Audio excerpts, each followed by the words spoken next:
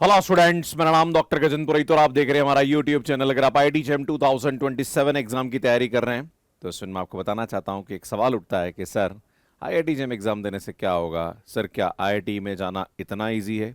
क्या sir, IIT JEE tough है या इजी है? कुछ लोगों को ये भी इश्यू होता है कि सर, मैं तो हिंदी मीडियम से अपना बीएससी कर रहा हूँ, क्या मैं आईआईटी जेईई एग्जाम की तैयारी कर सकता हूँ?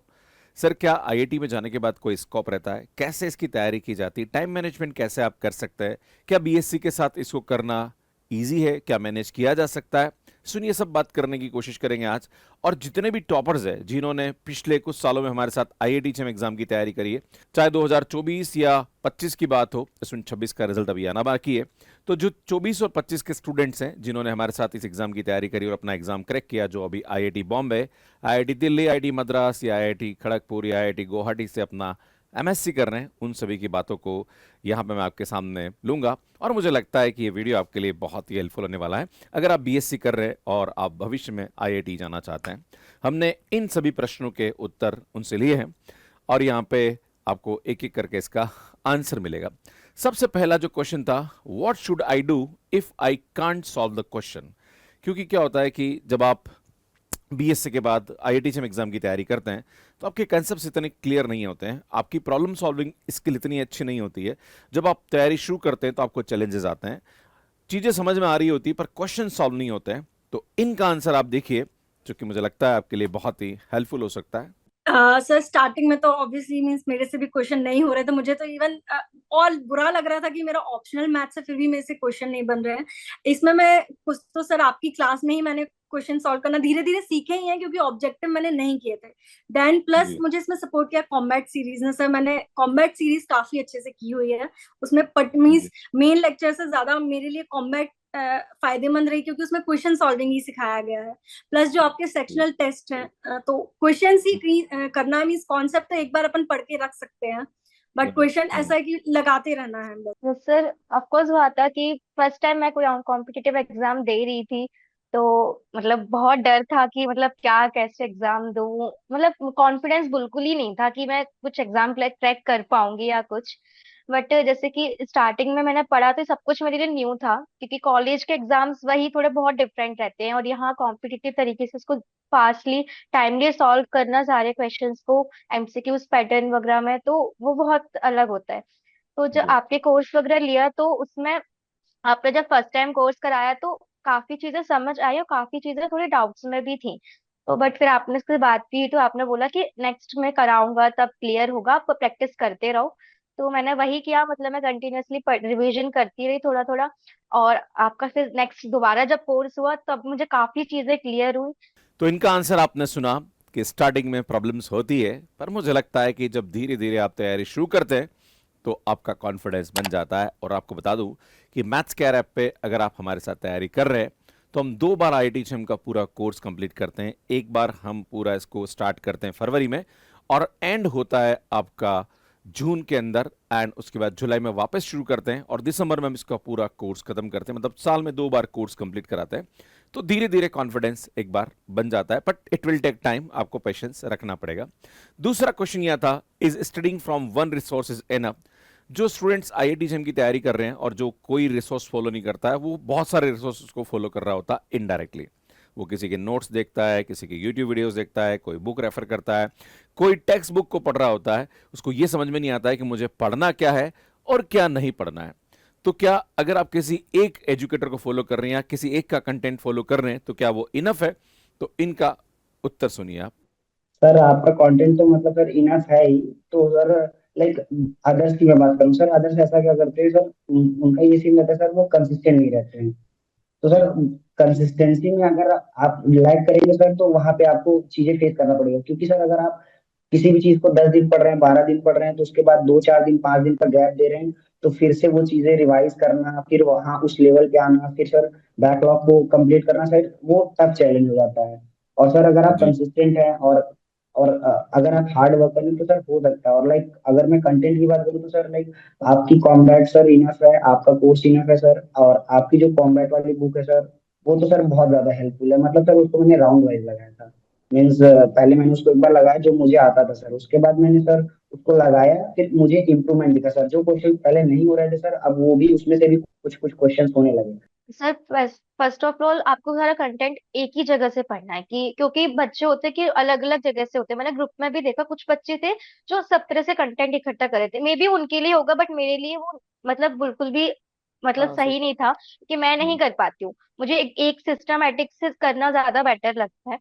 तो कहीं भी आप कोर्स लो तो वो एक पर्टिकुलरली स्टार्टिंग से लो। जैसे आपका कोर्स था तो उसमें फाउंडेशन बैच भी था, तो वो जी। फाउंडेशन बहुत ज्यादा हेल्पफुल रहेगा बेसिक कंप्लीट करने के लिए, बेसिक्स को अच्छे से करने के लिए। देन उसके बाद किसी चीज में आगे कोर्स को स्टार्ट करने के लिए। तो मुझे लगता है कि इनका जो जवाब है आपको समझ में आया होगा कि कंटेंट किसी का भी हो, कंसिस्टेंसी और डिसिप्लिन आप में होना आवश्यक है। जिसका भी आपको समझ में आ रहा है, मुझे लगता है उसको फॉलो करना शुरू कर दीजिए और कंसिस्टेंट होकर फोकस्ड वे में पढ़ना शुरू करिए। हाँ, इस एग्जाम के लिए आपको लगभग 4 से 5 घंटे रोज देने की आवश्यकता है। अगर आप ये सोचते हैं कि सर ठीक है, आज टाइम मिल लिया तो पढ़ लिया, देन उसके बाद देखेंगे, फिर उसके बाद 10-12 दिन का गेप हो गया, फिर पढ़ना शुरू किया, तो ऐसे इस एग्जाम को क्रैक आप नहीं कर सकते। नेक्स्ट क्वेश्चन है, when should I start my preparation. ये सबसे बड़ा सवाल होता है कि सर मैं बीएससी कर रहा हूं, मुझे इस एग्जाम की तैयारी कब शुरू करनी चाहिए। तो आप इनका उत्तर सुनिए। जैम की जो प्रिपरेशन रहती है वो सर सेकंड ईयर से स्टार्ट हो जानी चाहिए, जैसे आपने बताया था, क्योंकि second year is the best year to start your JAM exam. Sir I think अगर आप फर्स्ट ईयर या सेकेंड ईयर में हैं तो फर्स्ट ईयर में जो कि मुझे प्रॉब्लम हुई थी कि मुझे लाइक बीएससी में थोड़ा सा दिक्कत हो रही थी उसको प्रॉपरली हैंडल करने में।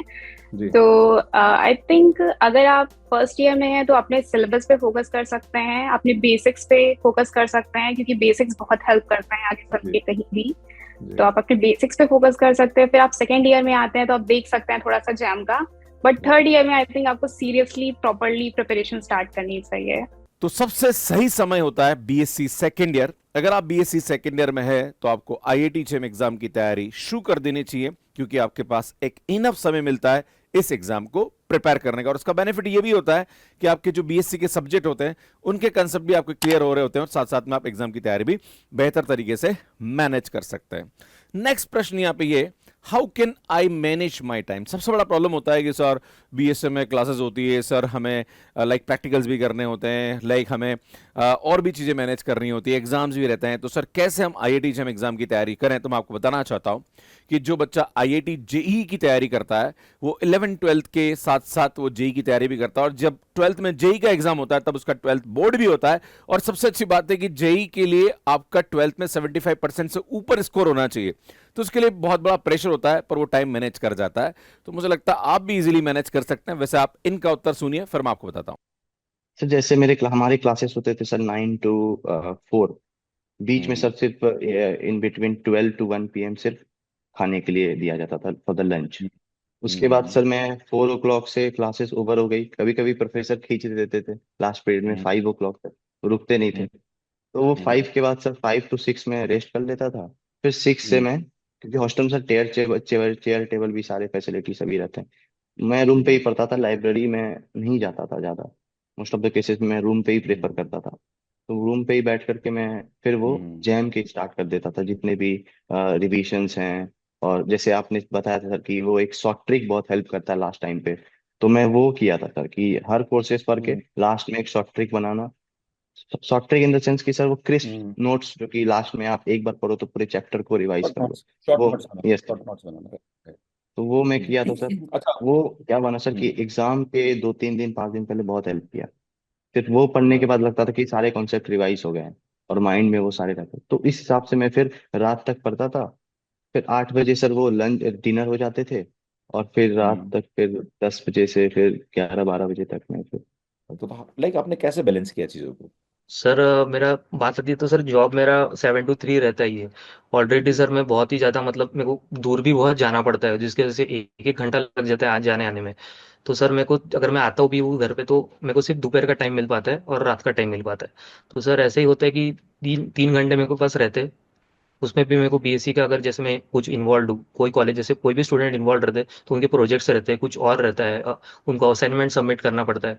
तो जिसकी वजह से क्या होता है सर वो टाइम भी चले जाता है। तो बस इतना ही है कि टाइम कम है आपके पास तो आप प्रिपरेशन उस लेवल की करा कीजिए कि जो आपको आगे लेके जाए। तो सर मेरा सिर्फ इतना ये था, एक मैंने पकड़ के रखा था गोल कि आपको जो आपके जो बस जो भी नोट्स है आपका कंटेंट मेरे को कोई डाउट नहीं है। जिसकी वजह से क्या हुआ सर, आपका जो कंटेंट है उसके मैंने शॉर्ट नोट्स बनाए, उस कंटेंट को बार बार रेफर करता गया। संडे टू संडे कभी टाइम मिलता है, जैसे स्टूडेंट्स को भी अगर टाइम मैनेजमेंट की बात है, उनको सिर्फ 3 घंटा पढ़ना चाहिए, कंसिस्टेंसी से पढ़ना चाहिए। कंसिस्टेंसी के बाद आता है आपका प्रिपरेशन की जो नोट्स है वो कैसे मैनेज करते हो, उसके बाद आप क्वेश्चंस कितने लगाते हो। तो आपने सुना स्टूडेंट, मुझे लगता है कि डिसिप्लिन होना आवश्यक है और टाइम 24 घंटे भगवान ने सबको दिए हैं। 7 से 8 घंटे आप सो जाइए, उसके बाद 5 से 6 घंटे आप दूसरे काम भी कर रहे हैं, मान लीजिए 4-5 घंटे आप कॉलेज का भी काम कर रहे हैं, तो भी आपके पास 3 से 4 घंटे एक्स्ट्रा मिल जाते हैं। जब हमें आईपीएल मैच देखना होता है, जब हमें दोस्तों के साथ घूमना होता है, मूवी देखना होता है, सीरियल देखना होता है, वहां हमें टाइम मिल जाता है। पर जब पढ़ाई की बात आती है तो मुझे लगता है टाइम बच्चों के लिए चैलेंजिंग हो जाता है, टाइम निकाला जाता है, टाइम होता किसी के पास नहीं है। नेक्स्ट प्रश्न यहां देखिए, should a student take a drop for a year? तो एक और ये सवाल होता है कि सर यार मैं बीएससी फाइनल में हूं, मेरी तैयारी इतनी अच्छी नहीं, मैंने इस बार आईआईटी एग्जाम दिया है पर मेरा एग्जाम इतना अच्छा नहीं गया क्योंकि मैं ढंग से प्रिपेयर नहीं कर पाया, तो क्या मुझे 1 साल ड्रॉप करना चाहिए? तो इनका उत्तर सुनिए फिर मैं आपको बताता हूं। मेरे हिसाब से सर, तो मैं पैरामीटर सेट करना चाहता हूँ कि कोई अगर ड्रॉप लेना चाहे तो वो कंप्लीट ले सकता है, बट वो डेडिकेटेड भी रहे कि मुझे बस जैम पे पढ़ना है, और वो फोकस्ड रहे। ये नहीं होता क्या है सर कि वो एक इन्वायरमेंट भी नहीं मिल पाता और डिसिप्लिन्ड वे में कंसिस्टेंट नहीं रह पाते हम लोग।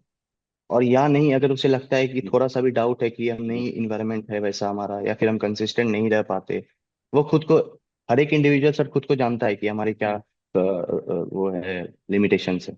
तो सर मेरा यही सजेशन रहेगा कि एमएससी लेकर के, होता क्या है सर कि एमएससी हो जाने के बाद आपके पास एक बैकअप रहता है, तो उतना वो प्रेशर नहीं रहता है कि एक एक क्वेश्चन जो हिट करती है हमेशा कि क्या होगा अगर नहीं हुआ, तो अभी घर पे ही हैं या फिर कुछ नहीं कर पा रहे, अभी आगे कहीं एडमिशन भी नहीं हुई है, हाँ, एमएससी वो छूट गई। Mental mental yes pressure sir. रहता है कि अगर बाई चांस आपका अच्छा स्कोर नहीं हुआ तो देन व्हाट। यस। तो मीन्स आपने जैसे बोला फैमिली से प्रेशर होता है, इस चीज में मैं बहुत ही ज्यादा लकी हूँ क्योंकि ऑब्वियसली मेरे फैमिली बहुत सपोर्टिव है, तभी मैं 5 साल बाद भी मीन्स 2 साल की एमएससी के लिए जा पा रही हूँ। तो सबसे मम्मी पापा का बहुत सपोर्ट होता है, पर उनका सपोर्ट भी तब मिलता है जब बच्चे मीन्स दिखा सकते हैं कि मतलब हाँ हम कुछ तो सही कर रहे हैं, rather than means right. Drop years भले ही means drop years from formal education है। ड्रॉप ईयर ऐसा नहीं है कि मैंने पढ़ाई लिखाई छोड़ दी है, या पूरे 5 साल में मीन्स मैंने हर साल कुछ ना कुछ पढ़ा ही है और सीखा ही है। तो आपने सुना यहाँ पे कि ड्रॉप तभी लेना चाहिए अब जब आप फुली डेडिकेटेड होके इस एग्जाम की तैयारी कर रहे हैं। अगर आपका फैमिली यहाँ पे अलाउ कर रहा है और आपके पास पूरा समय है और आपको लगता है कि हाँ मैं मेहनत करके इस एग्जाम को क्रैक कर सकता हूँ, ऐसे बहुत सारे बच्चे हैं जिन्होंने ड्रॉप लिया और आज आईआईटी से अपना एमएससी कर रहे हैं, आप भी उसमें शामिल हो सकते हैं, पर आपको फिर समर्पण की बहुत जरूरत पड़ेगी यहाँ पे।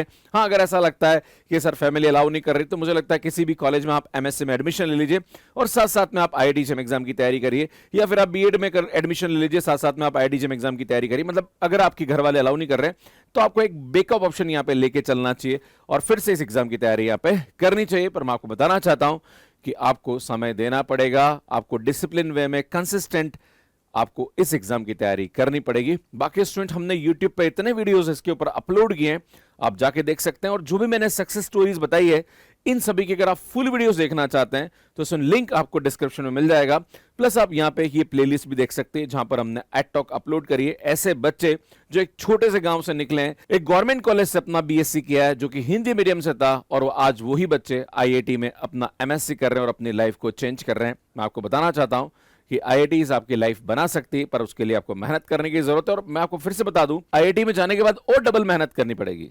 ये आप समझ लीजिए, एग्जाम की तैयारी के लिए जितनी मेहनत होती है वहां पे जाओगे तो और डबल मेहनत करनी पड़ेगी। तो उसके लिए आप तैयार रहिए। अगर आप चाहते हैं और आपका सपना है कि मुझे आईआईटी में जाना है, तो मुझे लगता है ये समर्पण आप में होना आवश्यक है। बाकी स्टूडेंट, इसके बारे में आप क्या सोचते हैं? अगर आपका और भी कोई डाउट है इस एग्जाम की तैयारी को लेके, तो आप कमेंट बॉक्स में मुझे कमेंट करके पूछ सकते हैं। बाकी स्टूडेंट, मैं अलग अलग आईआईटीज और एनआईटीज में एज ए स्पीकर जाता रहता हूं। मैंने देखा है वहां पे कि बच्चों में जो चेंज नजर आता है, मुझे लगता है आप भी इनमें शामिल हो सकते हैं और आप भी जीवन में अच्छा कुछ कर सकते हैं। बाकी स्टूडेंट हमारे साथ इस एग्जाम की तैयारी करना चाह रहे हैं तो मैथ्स केयर ऐप पे स्टूडेंट ये कोर्सेज की प्राइजेज है, पर अभी 40% का ऑफ अवेलेबल है। तो स्टूडेंट आप हमारा कोर्स 2027 के लिए 699 में ले सकते हैं। इसी प्रकार से 2028 के लिए 1099 में आपको मिल जाएगा, जहां पर live recorded PDF, DPP, test series सब कुछ हम प्रोवाइड करते हैं।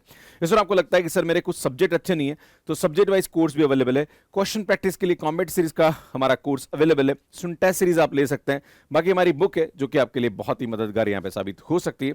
बाकी स्टूडेंट सीयूटीपीजी भी आपके लिए एज ए बैकअप ऑप्शन होता है। अगर आप आईआईटी की तैयारी कर रहे हैं और आप किसी वजह से अच्छा नहीं प्रिपेयर कर पाए तो आप सीयूटीपीजी एग्जाम को क्रैक कर सकते हैं। बाकी हमारी बुक्स है जो कि अमेजन, फ्लिपकार्ट के अलावा मैथ्स के ऐप पे अवेलेबल हो जाएगी।